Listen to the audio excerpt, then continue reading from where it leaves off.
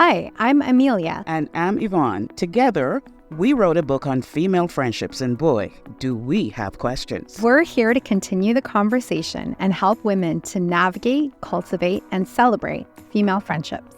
This is Girl Friendships. In our last episode, we talked a lot about, the impact of significant relationships and romantic relationships on your friendships. And this week, we want to continue in on that thread of life events that make changes in your friendships and what you have to navigate depending on what happens in your life.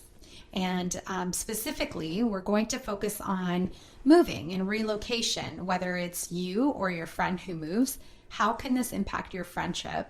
How can you navigate this change? And how can you weather this change, essentially, to continue a strong friendship that you have? Interesting that you use the word weather, because as I look outside, as soon as you said the word weather, the sun came out. Yeah, and I was just telling you that I bring good weather with me, and you didn't believe me, so and here's look your at proof. that. There it is. I spoke out of turn.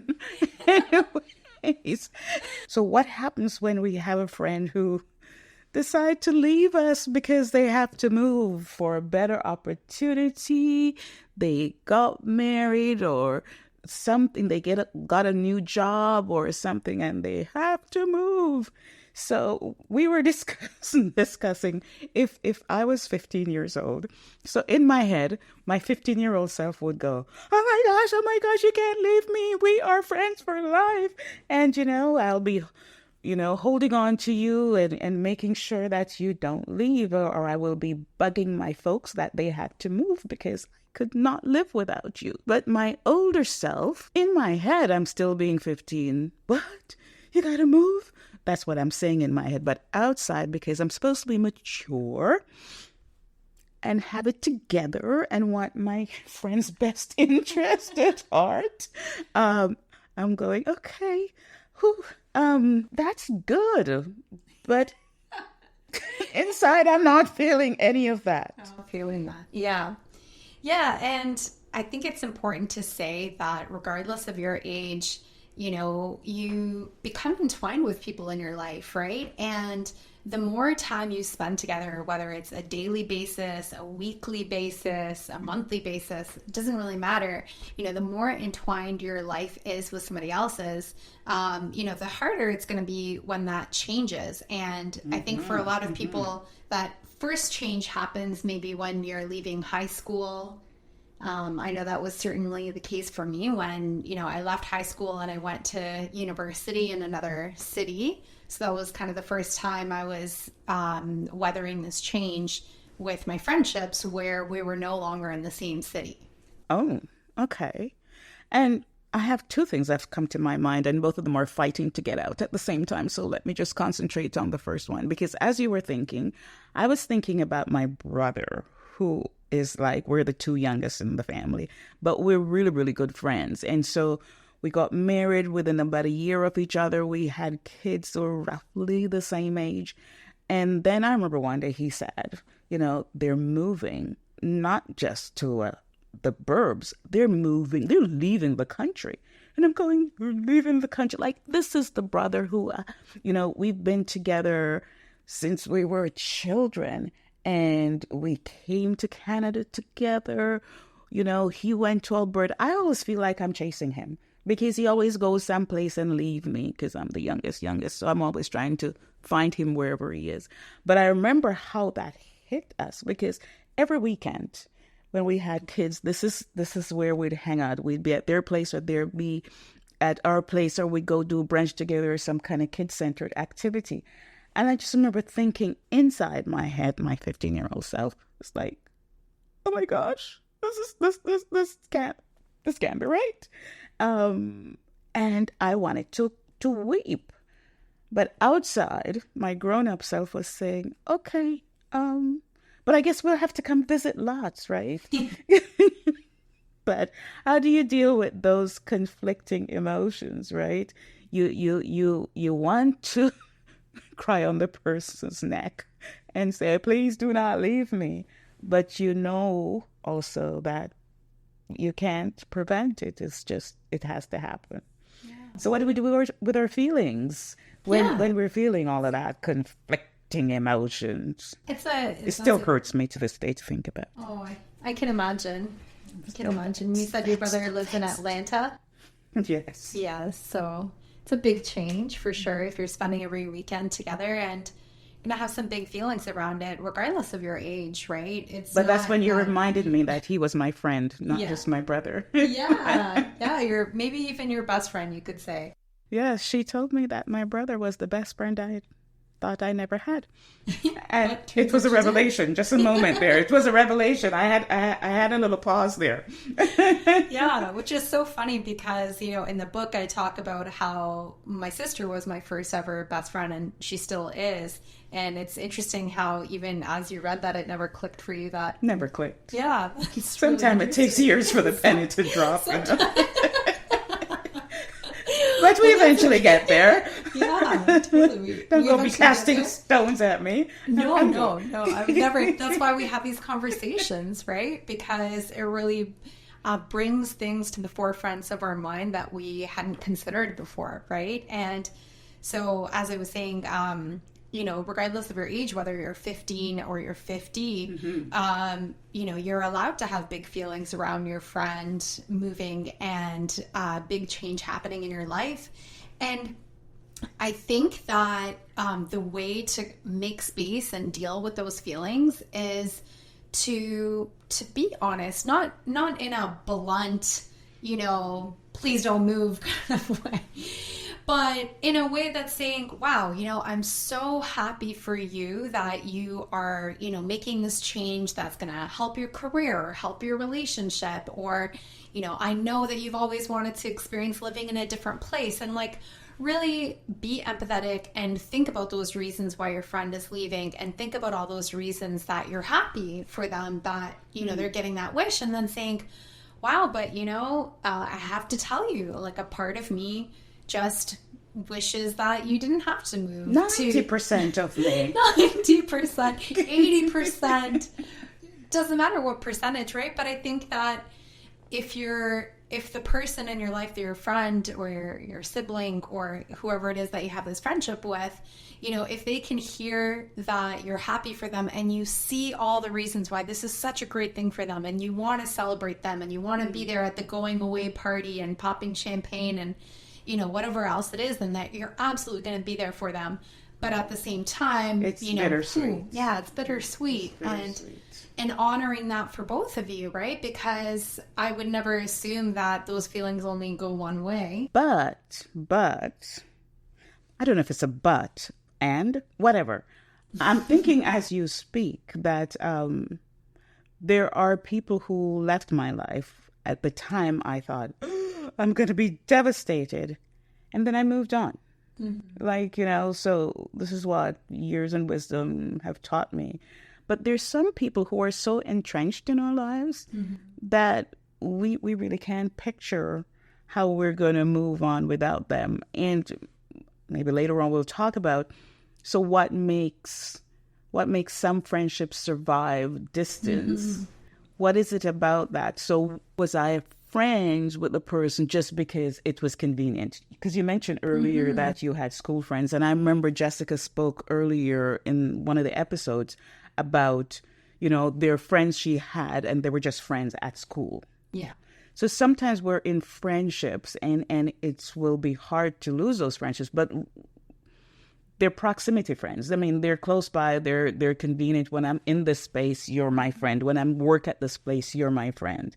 But there are other kind of friendships that I think transcends space and time. Yeah. And those are the ones that probably last. So what is it that we've heard from or participants in the survey about what made those friendships survive? Yeah. I know, for me, the first thing that comes to mind when you ask that question is just a mutual intention. It's just a mutual intention to continue to nurture the friendship and to continue to invest in it. I'm not sure if I can tell you off the top of my head what the survey said about this, But, I think for me, the number one thing that I've realized is just when there's that mutual intention and commitment to weathering those changes, to, visiting each other, to finding other ways to keep in touch. And it can be really sad when you realize that, you might have that intention, but your friend doesn't have that intention. Right.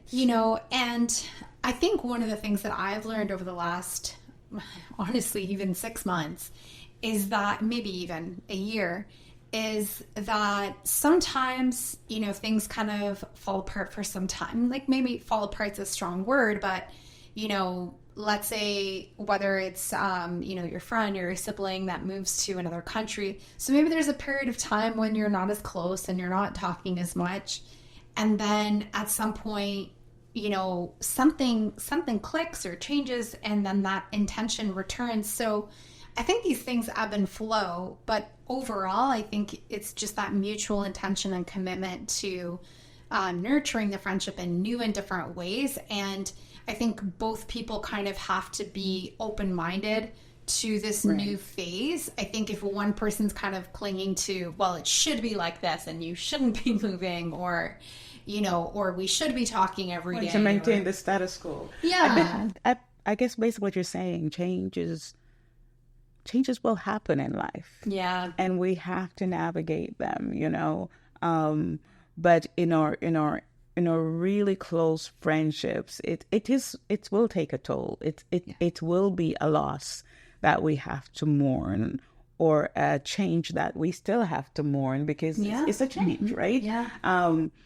But I think the people who I still want to keep in touch with despite distance is the ones who I have really entrenched roots, tentacles in those friendships. We've put in time, and I've come to rely and trust, and I don't want anybody else in that role. And there are other people who will come into my life that I'll meet and whatever, but those will be, what do we call them? Historical friends? But I would think about it as roots, roots, they go deep. Yeah. And you've got history together, good history. Yeah. And you've also have a lot of heart connections together.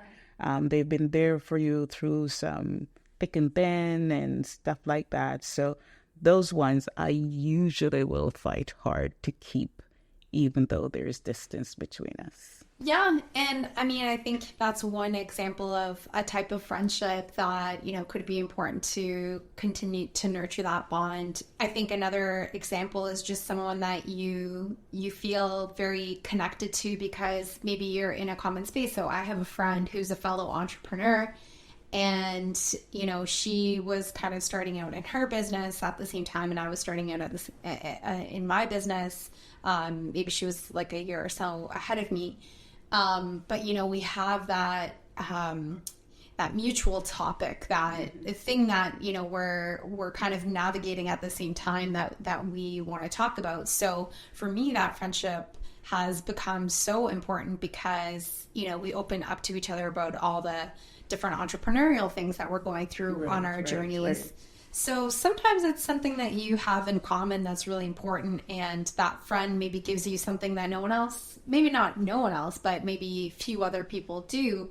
And that's another reason why it makes sense, and you have that strong desire to build on that friendship regardless of distance. Right. So I guess maybe what we're saying is that if this friendship, because of relocation, is in your mind worth fighting for, then reach out, communicate, keep in touch. Maybe you don't get to see each other as often. Maybe you don't spend every single weekend together. But you can, there's so many ways of communicating nowadays with one another. You can FaceTime, you can WhatsApp, you can do all kind of ways of communicating. And then the times when you do get together, even if it's now once a year physically, I think you'll have such a richness of experiences. Like I have a friend that I get together with her probably once a year. We'll book a hotel, and that's all we do. Like we just bring in food because we know we will be talking for the whole weekend. Sounds lovely. Yeah. and it's something that we both look forward to.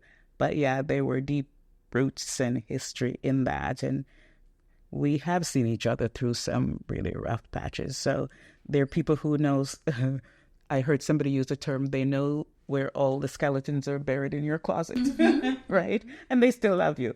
So that's a good thing. Those friendships are worth keeping. Yeah. And actually, that reminds me of something that there's a life coach who has a podcast. She talked about this concept of loving lightly, which I really resonated with because so many of us, you know, we want to hold so tightly to things. And sometimes when we actually have a lightness about it, it's easier because we say to ourselves, it's okay that I see my friend once a year. You know, we rent a hotel room, we get together, we grab some food, and we talk the night away. Like, that's okay. But then there are other people who might think like, no, you know, that's not satisfying. That's not enough. I want more of this friend, or I want this, or I want that. And so, you know, we might have a desire to kind of like cling to the way that things used to be. And there's not enough lightness in our kind of minds and hearts about, you know, the situation, the change, and then it doesn't allow us to kind of move with the changes. Okay. And I just want to say, like, I've been that person. I've been both people, right? So, and now I like to think that I love my friends lightly, and, you know, and I make space and for both of us, like for, you know, what they desire and what I desire, and finding that middle ground versus so thinking loving that, lightly, does that mean loving less? No. It sounds like a splendor. No, the way that I picture it, I want sugar. yeah, it kind of does, but no, not so fake. So there's that. Okay, Stevie. But the way that I imagine it is kind of like, you know, let's say you have I don't know, a little handful of sand. Right. And you can hold on to it really, really tightly, and the sand tends to slip out of your fingers or slip out from between your fingers. Or you can choose to just hold your hand open, and the sand will stay there simply because, like, you're not imposing so much of yourself and your needs and desires. That's a good analogy. Did you just make that up? Yes. You're just not good looking. You're just bright and good looking. Why, thank you. I like that. I followed that. You know, I saw the sand kind of oozing out. Yeah. Then there you go. I'm glad. Yeah. Oh, thank you. Yes, that's why I like you. Occasionally the brain. That's why we're friends. That's why we're friends. Okay. But sometimes, you know, one of the things I think we should also talk about is when the move happens and the friendship dissolves, right? Because let's say you were swearing undying affection to this person. Oh my gosh, you're moving and leaving me. But maybe it was, I don't know, selfishly motivated. Sometimes we don't even know ourselves, right? Because I think I can't live without you. And then you're gone. And it's like, okay, then I found somebody else, right? I found somebody who probably spends more time with me, or I don't miss you as much as a result of spending time with a new person in my life. We're talking about our girlfriends here. And then maybe you on the other side, you know, you having transition as well. You're trying to reach out and now I'm busy, or vice versa.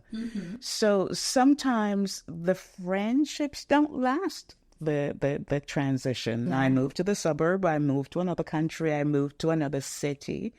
And sometimes you're the only one reaching out and trying to hold on to what was to see if you can build on it, and the other person is not interested. Because sometimes you just have to move on. So what do we do in those situations when we're trying to hold on to the sand? Yeah, I mean, I think two things. So number one, just recognizing that sometimes that mutual intention isn't there, and that hurts and that sucks.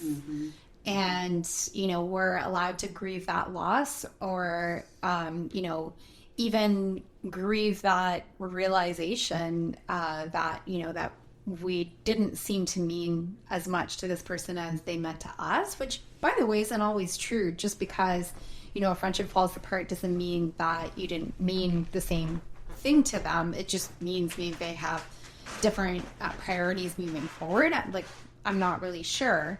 But at the same time, you know, that's the first thing that needs to happen, is just kind of grieving that. And then just staying open to the fact that, hey, this person might come around one day, and maybe it's okay for me to focus on other funds right now and other things in my life.